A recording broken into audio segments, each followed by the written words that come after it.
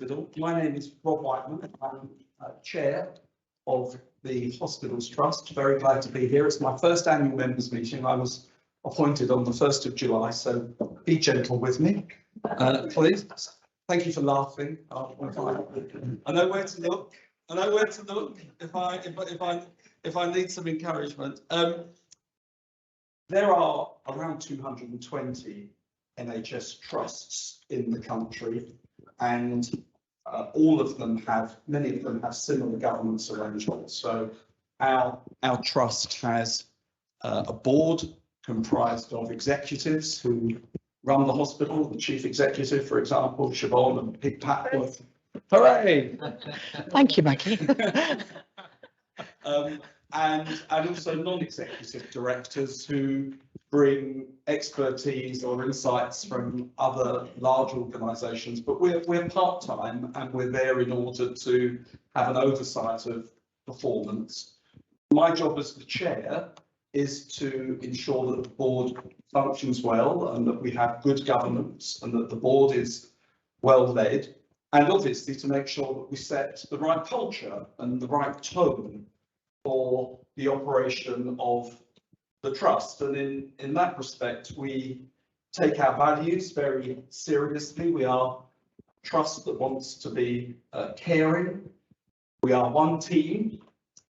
We listen in order to understand that we are open and honest, that we're always improving, and that we are inclusive. And if ever we don't live up to any of those values, it doesn't mean the values are wrong. It just means that we've got more work to do in order to make sure that we meet them. Of those 220 odd trusts in the country, NHS organisations, 140 of them are foundation trusts. And this means that, as well as having a board made up of a chair and non-executives and the executive, members of the community can join the hospital and can elect council of governors. And we think that's a real strength of UHD, University Hospitals Dorset, as a foundation trust, that we can have this additional involvement from people, whether they're public governors or staff governors, will give their time in order to help hold myself and the non-executives to account, as well as engage with the public and do everything we can to ensure strong participation. We have a game of two halves. Tonight we have the formalities of the annual members meeting. We will have a presentation from Siobhan and Pete, for example. We'll then take a short comfort break after the formalities are over, just in case anybody doesn't want to stay for the talk that's taking place afterwards. I'd encourage everyone to stay for the talk, which will be on transformation of the hospital, and I'm sure will be worthwhile for everybody to stay.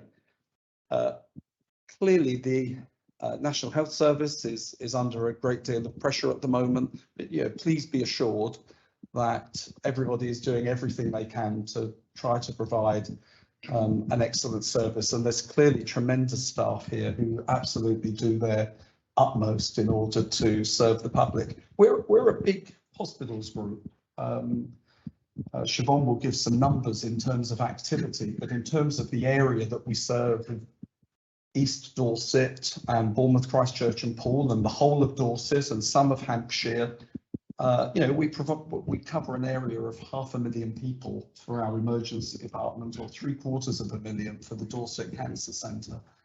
So we're, I think, about the 14th biggest trust of those 223, and it's clearly important, since the merger of the hospitals, that we get our job right and work as effectively as we can.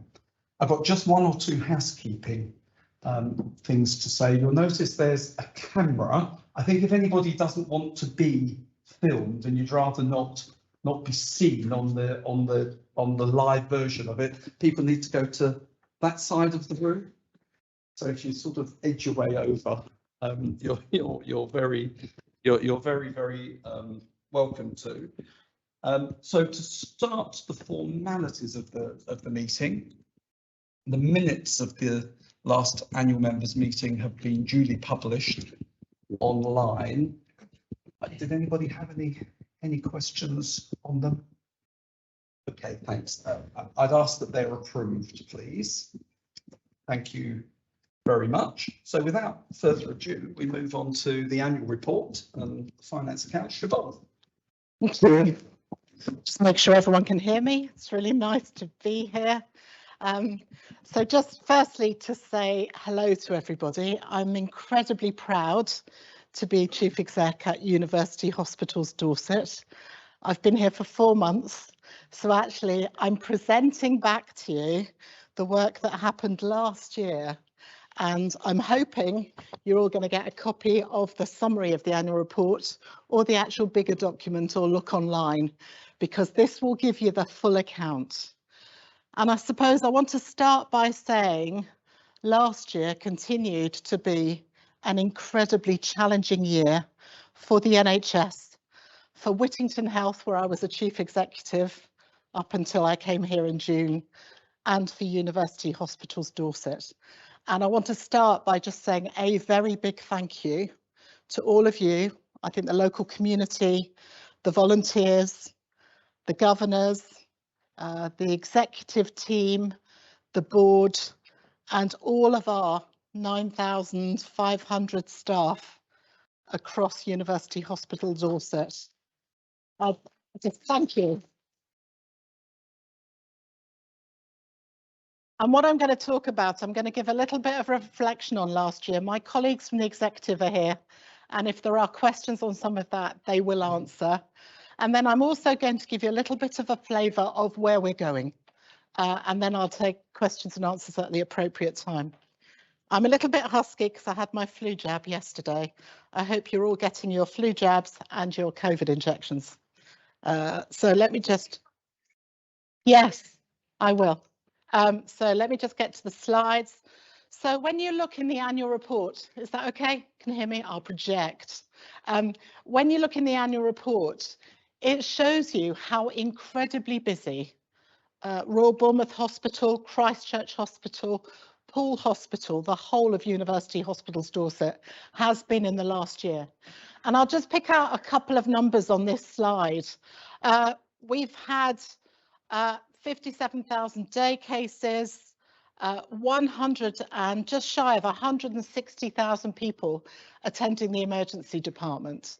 And apart from these figures, it's worth remembering we have 1,100 beds across all the sites, and we care for all of the patients in those beds each and every day, 24/7. So it's not really on the slide about the patients in the beds, but I think it's really important to remember that. And I've been struck here by how incredibly caring the staff are across UHD and everybody actually I've met. It's been amazing. The performance, if you go to the section on performance in the annual report, you will see that it was quite challenged. So I think there are none of us here who would look at this and say that is exactly how we want to be. If I look down that list of indicators, what it tells you is that people were waiting longer time in our emergency department, and we know that. So people have had to wait for care longer. And also those waiting for operations and being treated within 52 weeks. There's an amazing amount of work going on, but actually the activity and the recovery after the pandemic has been difficult. Where I'd say actually there's a little bit of good news on this chart is actually across University Hospitals Dorset, some of our cancer performance, especially seeing people within 31 days, being treated within 31 days, has actually done really well, and nationally is amongst the best in the country. So although we might look at this slide and feel a little bit like we will do better, which I totally agree we will, what it also demonstrates is the commitment of staff and colleagues to really care for patients and to help people get the treatment that we know they need. And I'd really assure you of that across UHD. So a few highlights from the year, because there were some amazing things that happened here. Almost with the pandemic going on, I just was absolutely amazed at how much still happened across UHD. So the Think Big Beals new outpatient assessment clinic opened in Paul's Dolphin Centre. Has anybody been to Beals and been treated? Oh, a couple of hands. That's good to see. I see a thumbs up. It's quite different, isn't it? When I went to visit myself with a fresh pair of eyes. Yeah. Eyes.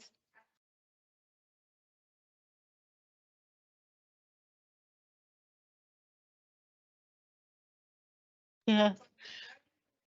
Do you know what I want you all to do? I want you to feed back to us where things are good and where things need improving.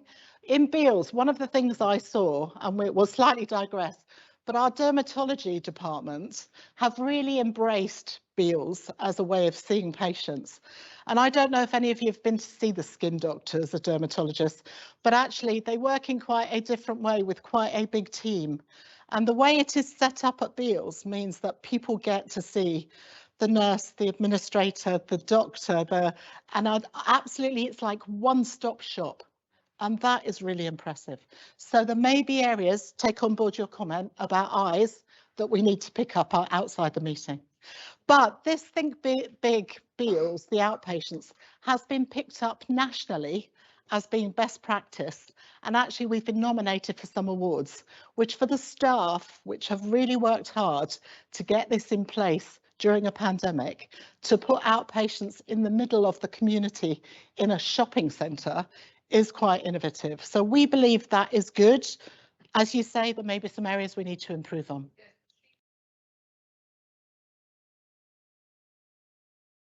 Yes. Yeah. Yes. I bet car parking is going to come up a bit later.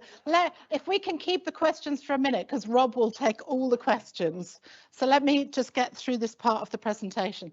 The other part of last year was, as Dorset, we've become an integrated care system. So actually the Integrated Care Board started just after I started, which was in July. But all last year, my colleagues here were working as a shadow arrangement in Dorset, which has been really good in terms of the working relationships across Dorset. We published the first green plan for UHD. So really looking at green, how can we be sustainable? What actually can we do to help the climate problems and the changes we face? The other thing that struck me here is the staff networks. We have multiple staff networks here, and they really grew in terms of their development last year and their voice, which is really, really important. So our BAME network, our LGBT plus network, make sure I get them all now. They're all there, which really helps me. So, but actually the networks we think is really important because engaging staff is incredibly important across the NHS and will increasingly be so. And then the growth of the University Hospitals Dorset NHS charity. Wow, what a good group of people who are really connected into the community, into our volunteers, the passion for the charity across UHD, and a very big thank you to the charity because it really helps us do those special things that we wouldn't be able to do without that support. So thank you from all of us.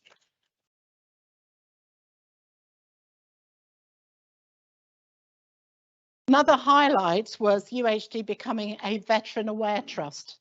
And actually the links with the services in UHD is really, really important. And I've come from an environment in London where actually it wasn't such a priority, but I've seen some of the work that happens here and it is incredibly special. And I know the support we got from colleagues through the pandemic was also really important. Also last year, the Dorset Clinical Trials Unit opened, which was with £500,000 of investment. That is really, really important for the future in terms of research, clinical trials for patients. And then I really just want to mark a moment where at the end of the year, Debbie Fleming and David Moss, the previous chair, stepped down as chief exec and chair at UHD. And I just really would like to thank them for all the work that they did in the past, because they were quite awesome as a team. So thank you to them.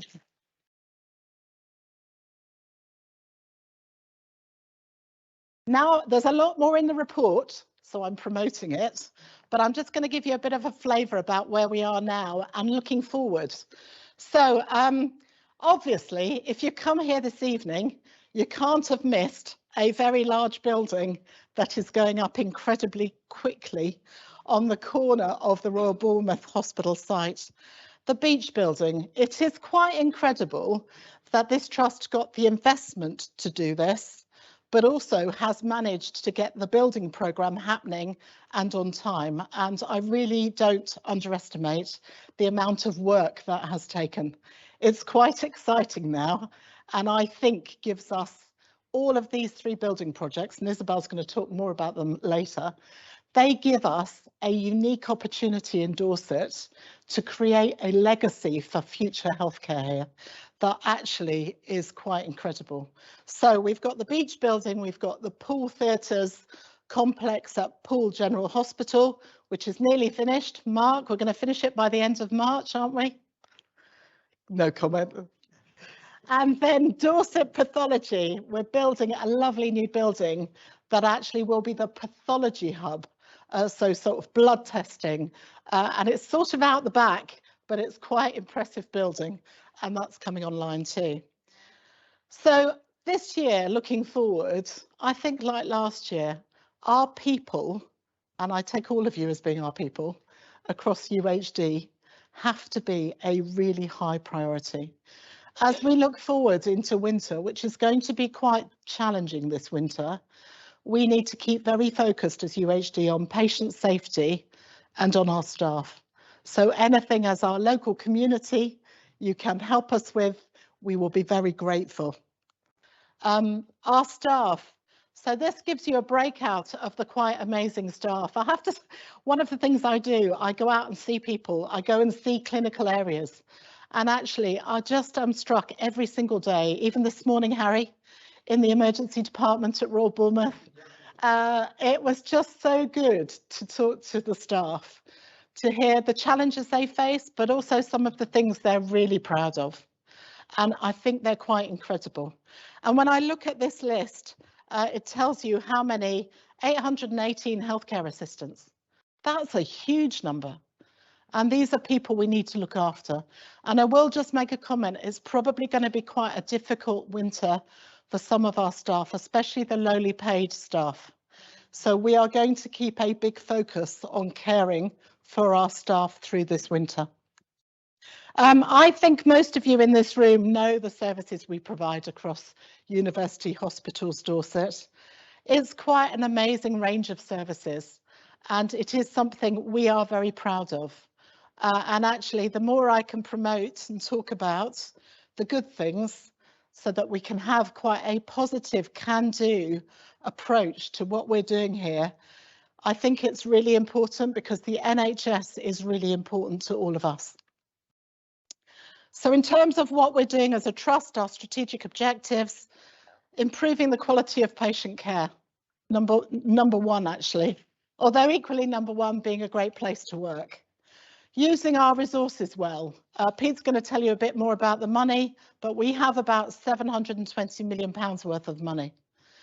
I'm accountable for that, and actually using it to the best of its ability and actually using it wisely is what we're encouraging all our staff to do. To be well led and an effective partner, and to transform our services to better serve patients, taking on board your comment about eyes and Beals. As usual, organisations have a vision, a mission, and Rob's already talked about our values. As we move forward, we will be looking at this in the context of continually improving, and we'll engage you in some of that thinking. We've also mentioned the board already.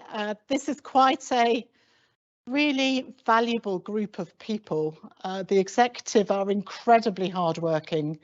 I see people, when I came in, I thought, wow, these people are really competent, really good at what they do, a little bit tired if I'm honest, but actually we're looking at ways that we can motivate, stay strong, stay together, and they're really committed to this organisation, as are our non-executive directors, that all have a mixture of business backgrounds to bring to the table. So looking ahead, We continue to care for people with COVID. It has not gone away. We have 92 patients today across the hospitals with COVID. I was at a meeting last week that said the numbers of COVID patients are likely to sort of just stay through the winter. The good news is people are not as sick, thankfully, and I will never forget the first wave of COVID in my whole life. But we will continue to care for people with COVID, and we'll have staff off sick, potentially with symptoms and COVID. So we will manage that. We're supporting our staff through a lot of change and helping their health and well-being. We're working to reduce waiting times for all our patients, but I will say that is going to take some time. And I'm sorry if people have been waiting, but we will continue to do our best to bring those waiting times down. We're working with partners to support discharge across Dorset. I think everybody knows it's been quite difficult in terms of supporting people back into either their own homes with care packages, into care homes or into community hospitals. But actually, we're really working closely together on that.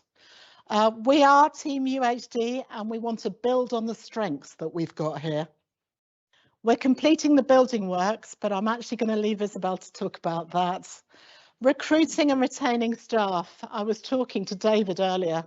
This is really, really important. Anything any of you can do to encourage people to come and work with us, volunteer here, be part of Team UHD, we want to know.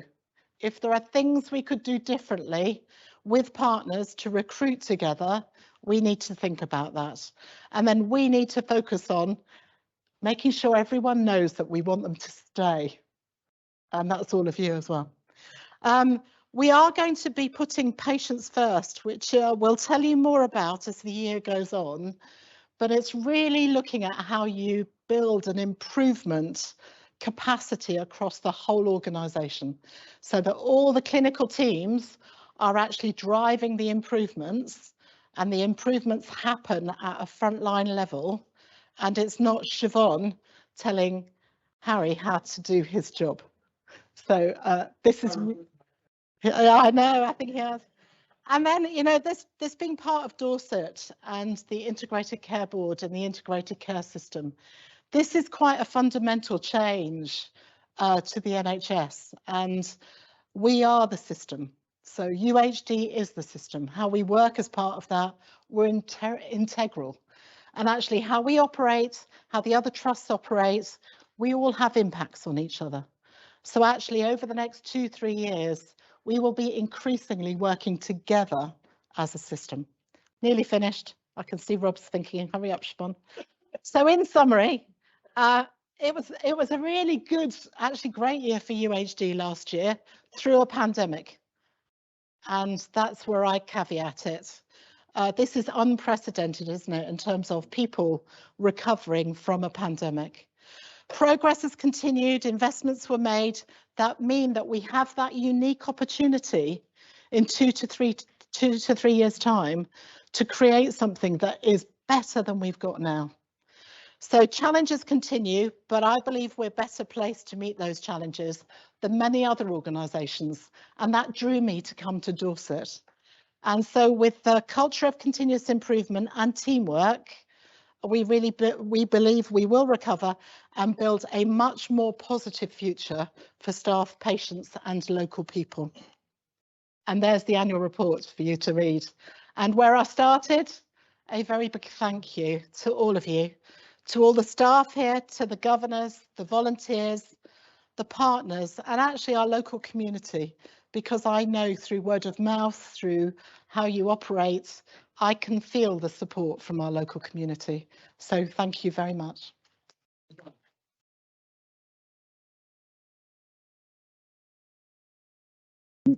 Right. Very much. So now Pete Papworth, our Director of Finance, will introduce the report and accounts. Pete, over to you.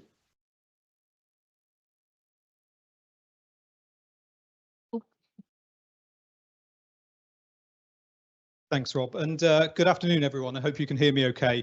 I'm delighted to be with you here today at our second University Hospitals Dorset annual members meeting and my second meeting. Hopefully I will see you again next year. I'm sure there's a joke in there about chancellors. I'm not going to go there today. We've just heard from Siobhan what a challenging year it's been for our organisation, and I just wanted to take a moment to say a personal thank you to each and every member of our staff here for everything you've done day in, day out to continue to support our patients and each other. And just to say, I feel incredibly privileged to work alongside you all.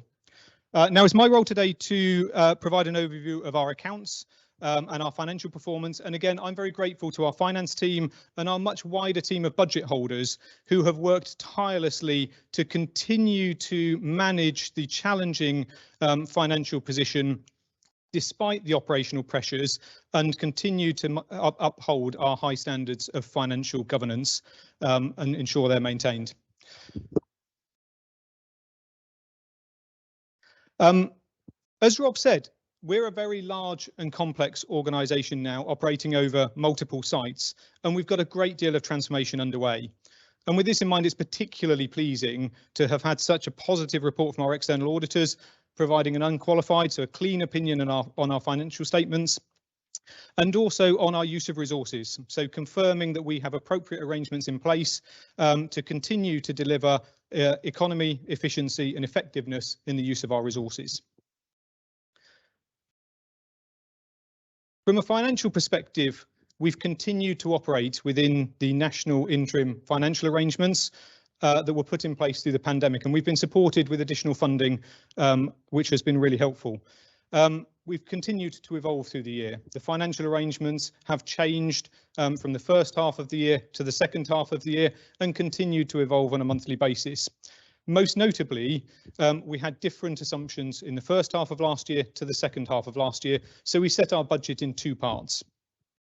Over the full year, we had total expenditure of 726 million, and it was really pleasing to end the year with a small surplus of just under 350,000.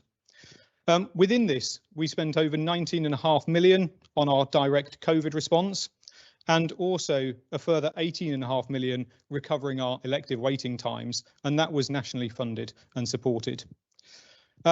We set a very ambitious capital programme, and Siobhan's mentioned the building that's going up here.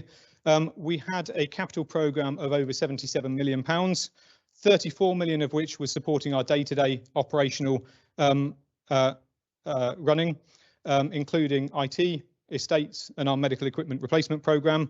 And then 43 million was spent on our transformation agenda and our strategic developments. And that allows us to keep pace with the clinical services review and delivering our transformation programme. Pleasingly, we continued to pay our suppliers in a timely manner, and we ended the year with a very significant cash balance, over £108 million. It's really important to confirm, though, that that's a very big cash balance to have. It's fantastic that we've got that. That's been the legacy of two organisations that have planned to deliver surpluses in the past, planned for this transformation agenda and built up cash reserves, and all of that is committed over the medium term.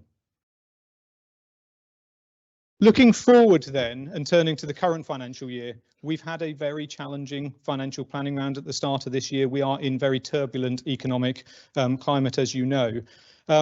We set an initial plan with a very significant financial deficit. Fortunately, some additional funding was made available from the centre that allowed us to resubmit a plan with a balanced financial position. That included significant support from our partners, and Siobhan mentioned our work as an integrated care system, and that is supporting all Dorset organisations to work really collectively for the benefit of our patients, and that helps us manage our finances in the best possible way.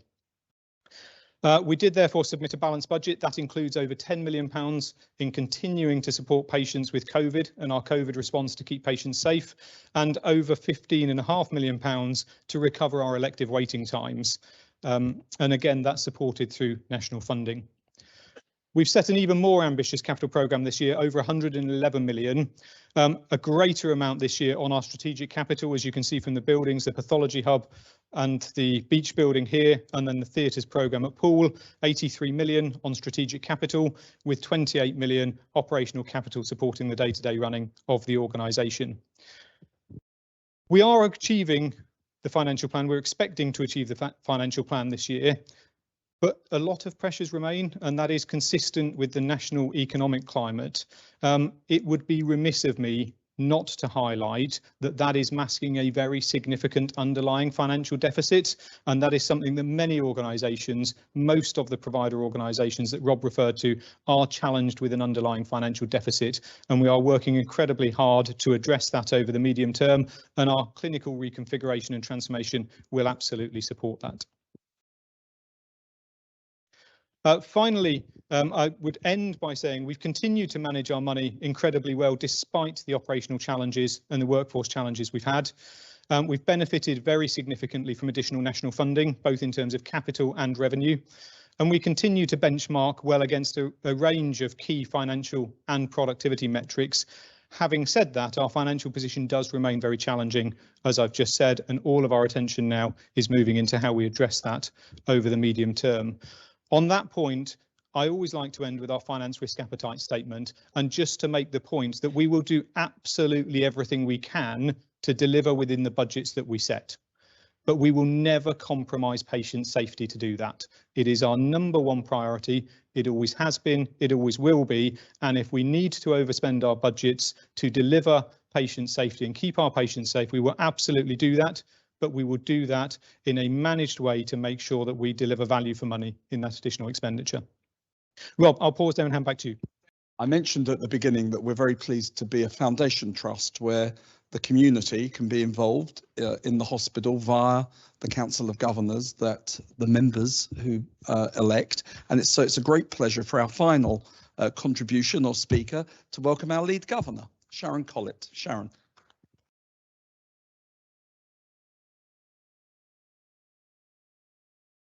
Hello everyone, how lovely to meet face to face this year. Thank you for making the effort to come out in person, we really appreciate it. I was honoured to be elected lead governor at the end of April this year, and I'd like to express gratitude to my predecessor for the work that he undertook. David, 11 years as governor, 3 of which as lead governor. So we pay tribute to you and thank you for that work.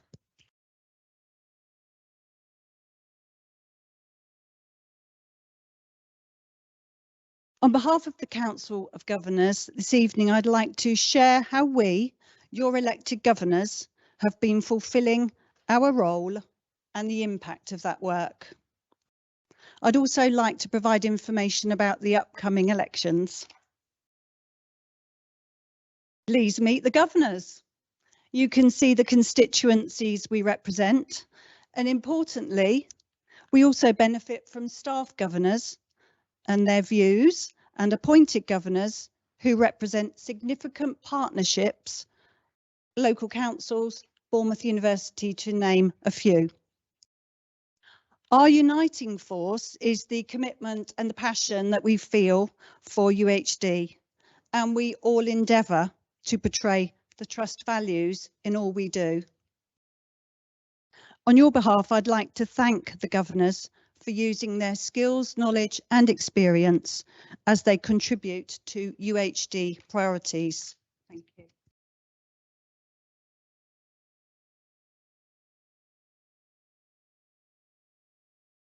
Governors have a number of responsibilities. We appoint the chair, who is a non-executive director, and as you heard, Rob Whiteman joined us in July. Governors were involved in the interview panel and stakeholder group. I hope we gave you a fairly robust time. You'll be pleased to hear that. Shortly, the Council of Governors will consider recommendations to fill 1 existing non-executive director position, and with the potential for increasing 1 more new non-executive director post. We also approved Siobhan Harrington as our chief executive, and similarly governors were involved in the stakeholder group, and I believe they were also fairly robust. Governors elected myself and Michelle Whitehurst, who sat at the back there. Give everyone a wave, Michelle.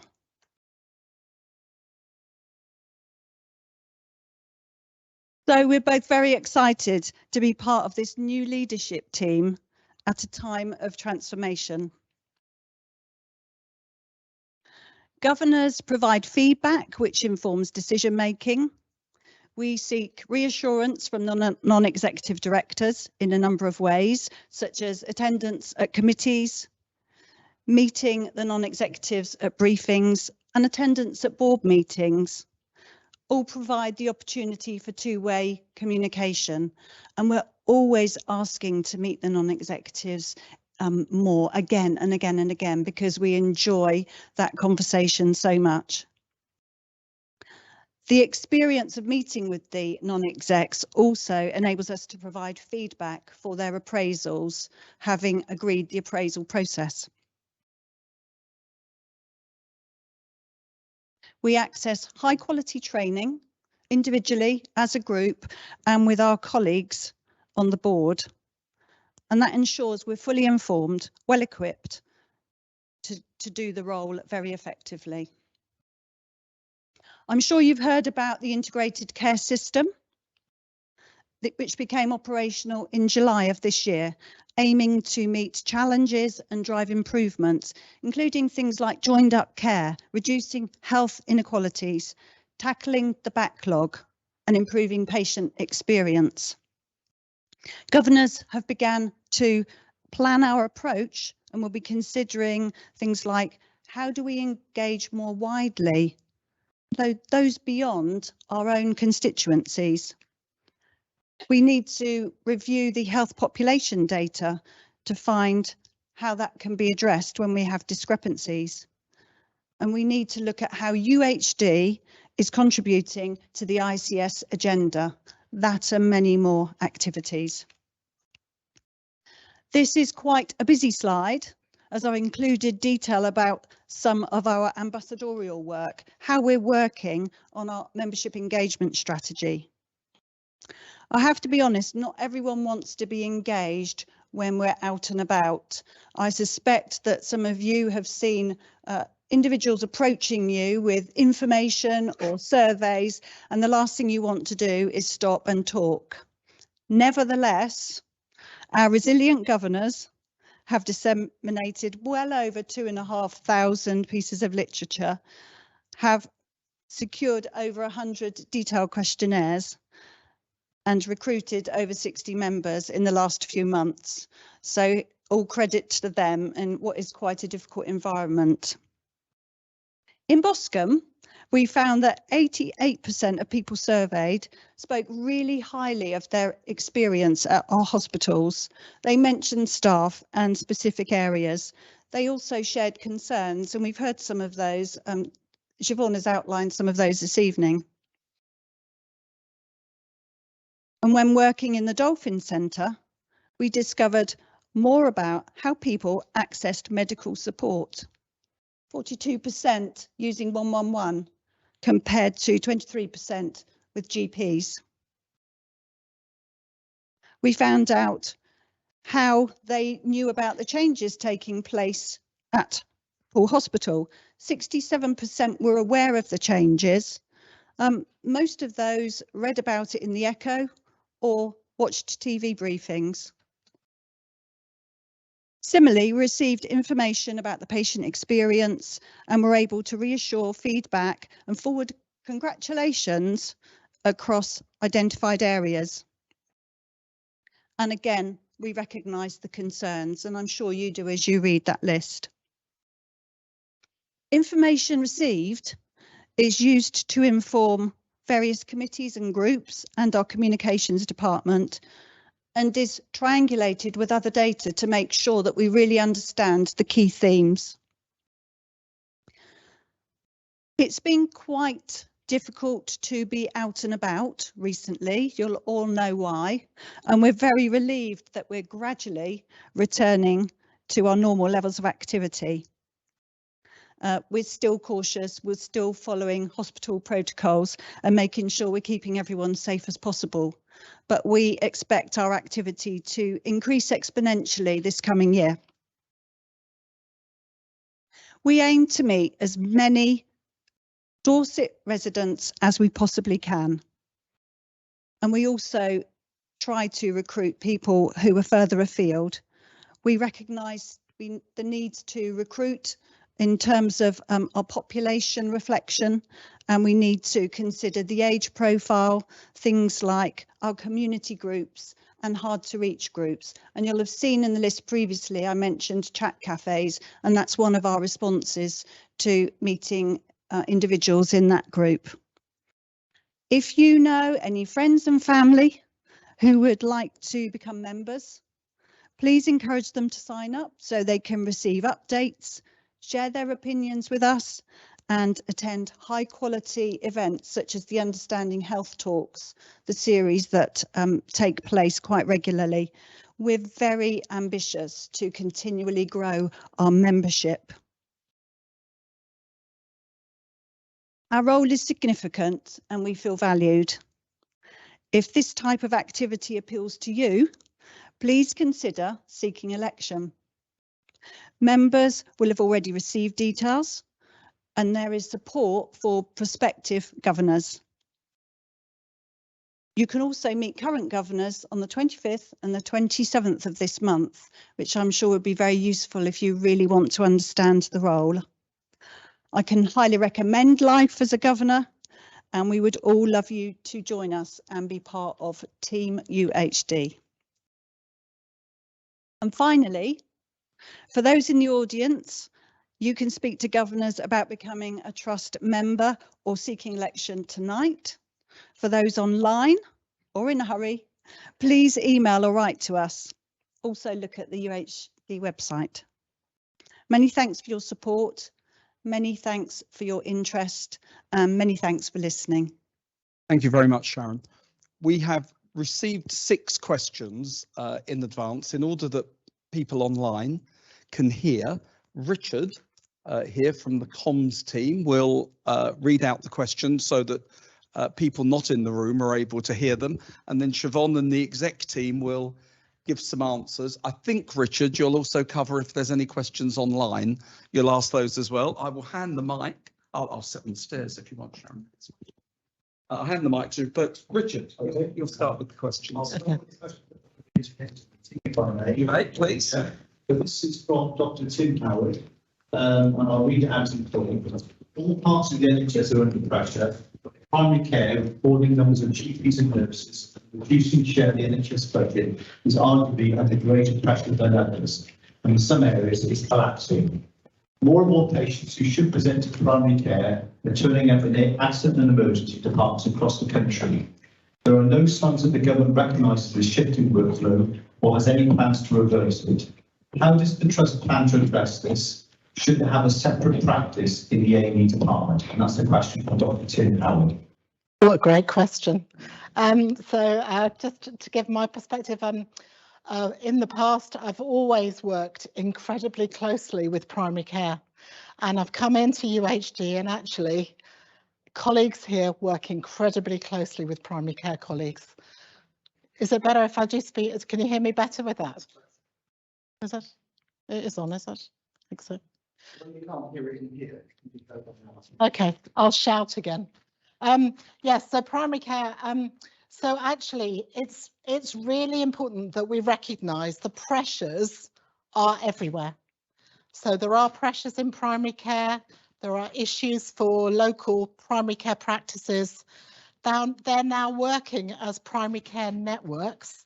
So they're working together in larger groups of practices, which I think does help, having spoken to some of them, with some of the workforce issues they have, but also how they're operating. I think we've got more conversations to have with local GPs, between us and local GPs, about how over the next year, 2 years, 3 years, we can work together to support each other with some of the pressures that we have. And I think what was asked in the question was about GPs at the front of an A&E or an emergency department. Harry probably can answer. Actually, Harry, would you like to say something? Say who you are, Harry. Hello, I'm Harry Adlington. I'm the Clinical Director for Urgent and Emergency Care.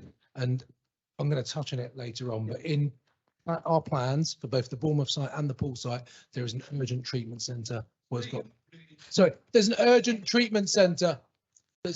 I want to see you as well, Harry. Hello, can you see me? Yeah. Yay. Can you hear me? Yeah. So I was going to say, so on our plans for both the Bournemouth site and the Poole site, there is an urgent treatment centre. And the urgent treatment centre has a co-located resource for GPs and primary care clinicians, so that patients' needs can be met appropriately by whichever service they need. So that's already been factored in. What we need to do is see that we can then fill those places with the people that need to be there. Yeah. Next question, Mr. Parker. Transformation of our hospitals in our region is of course wonderful, but how do you propose to staff these hospitals? So we go back to probably what I said earlier in the meeting. Recruitment and retention are going to be really important at University Hospitals Dorset. We're working through the detail of the workforce plans for these buildings. So it's about whether it's A&E working as one team and actually making sure that Harry's telling us what staffing he requires in 2 years' time. What's it going to look like? We'll talk to Harry about, has he got the right model? Does he need more nurses doing things, more allied health professionals doing things?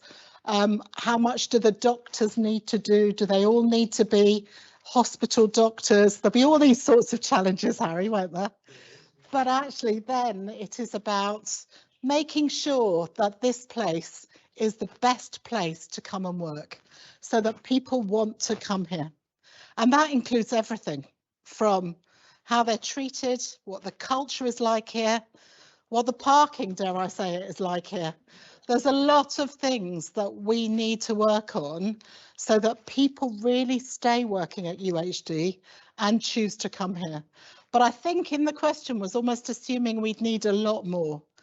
We will need some more staff, but actually it's also about how people will work differently.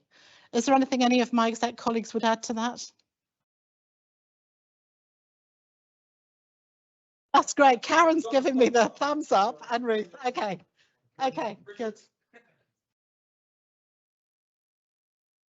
All right. Is provision being made for each accessible space staff and work? That's great. I was looking to Isabel or Ruth. Interestingly, my sister's called Tara, so I was quite struck with Tara's question. Ruth, do you want to say a little bit? Because my quick answer is yes.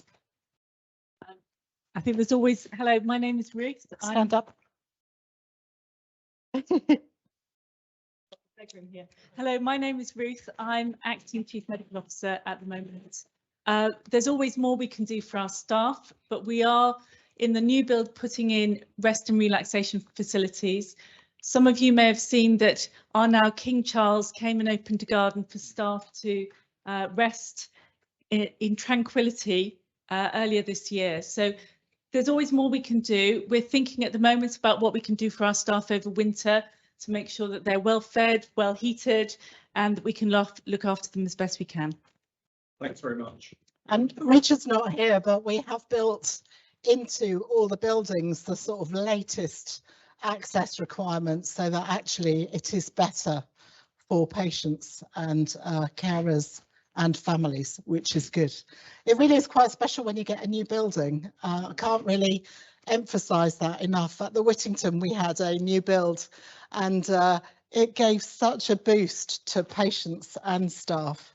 It was quite incredible. So I think it's going to be quite a draw. Okay. One more question. There's questions in the room as well. I'm sure we'll go back to these questions in our applications in the future. So one last question to be sent in the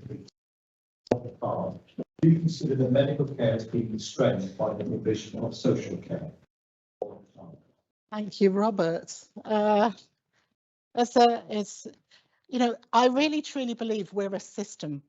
So what happens in hospitals impacts on social care, impacts on primary care. And I think it's really important to acknowledge that when we have more patients in the hospital unable to be discharged for whatever reason, it leads to care that we would rather was better, because those patients really should be in their own home or actually in a care home or somewhere else. Now, I think it is down to us at UHD and our partners in the local authorities and primary care and community services to work together to find a better way. We have been in a pandemic. This is very, very unusual. Everybody has been impacted. So what I welcome here is the colleagues in the council are working with us. I can see Mark sitting on the steps. I won't get him to say anything right now, but I think this is a partnership thing that we need to sort. But is it impacting? Yes, it is.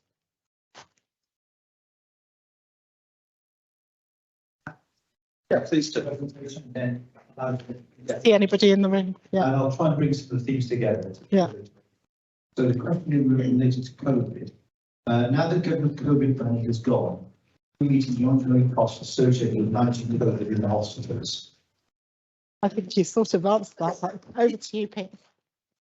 I have, thank you. So a great question. So this year we're continuing to get COVID funding from government. So we've got around £10 million. It is expected to tail off into next year.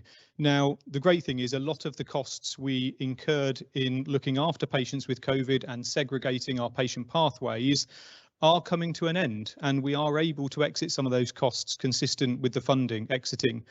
There will be some legacy costs that we can't exit, and there are some examples I can give if that's helpful, but there will be costs that continue in future years where there isn't specific national funding. We are expecting a difficult financial settlement next year, and we're doing everything we can in advance to prepare for that, but I don't stand here with all the answers. So it's a really good question, very topical at the moment. There are government schemes. We're not going to benefit from those in UHD. Our energy costs have increased significantly. So our energy costs from last year to this year went up by about 72%. We're expecting them to go up by about 92% into next year. So almost a doubling of our energy costs from this year into next year. We have, however, had some central funding for additional inflationary pressures. So it is not that we're being left to take all of those costs out of our direct patient care budgets. We have had some funding. What we don't know is what that funding will look like into next year. So that will be a challenge that we will need to pick up when we understand our allocations for next year and work through how we manage that.